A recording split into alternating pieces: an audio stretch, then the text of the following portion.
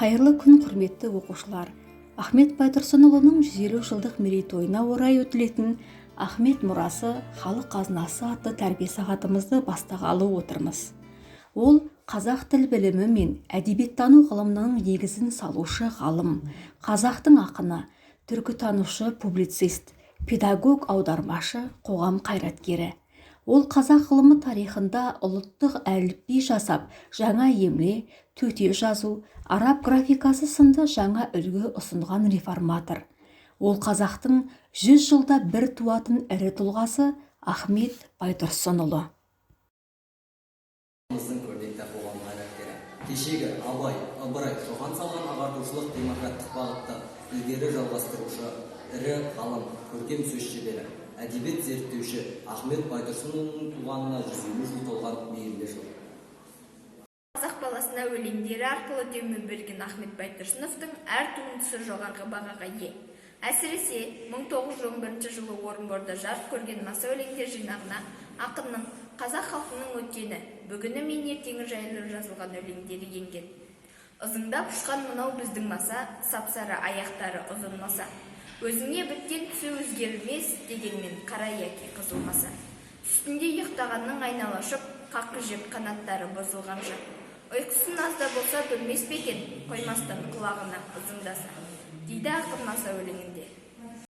Ағам көп отырып шаршаған кезде қолына домбырасын алып, ән айтқанды жақсы көретін, күйлерді де көп тартатын, ұлттық музыканы ғана емес, операны да жақсы көретін. Ағам мені Педрес апаммен бірге бірнеше рет операға жіберген. Ол кезде опера театры 8-ші Наурыз көшесінде болатын. Ағамның арқасында сол бала кезінде Жалбыр, Ер тарғын, Қыз жібек сияқты операларды көріп тыңдадым. Киноға ағаммен бару да қызықты еді, дейді ағамның қолындағы тәрбиеленген Самұрат Көкешев естелік кітабында. Қырағы қия жазбасын қарамай, қажымас қашық жолға тұлпармай, үйілген өліксен өрге сүйреп, шығармақ қыр басынан кәрімай.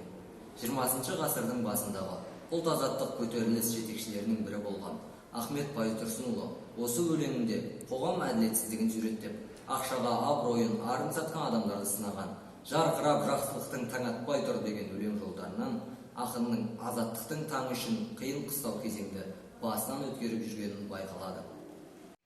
Ахмет Байтұрсынұлы ақын және мықты ақын. Оның өлеңдері 40 мысал, маса, үзік деген аттармен 1902 жылдан 1922 жылға дейін бірнеше рет жарияланған. Масаға енген өлеңдер қараңғылық, надандық, шаруаға енжарлық, қазақты шағуға дайын тұрған жылан.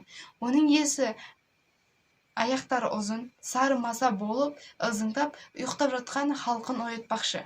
1937 жылы екінші рет ұсталып, сталиндік репрессияның пышағына ілініп атылады. Қазақ халқы өзінің рухани көсемінен осылайша мәңгі айырылады. Асықпаңдар, артымызда қазы бар, тергеп талай көрлеріміз қазылар, деп айтқандай 1988 жылдың 4 қарашасында Қазақ СССР-ның жоғарғы соты Ахмет Байтұрсыновты ешбір қылмысы жоқ деп тауып, оны ақтау туралы шешімді қабылдады. Сөйтіп ғалымның адал азаматтық есімі қалпына келтірілді.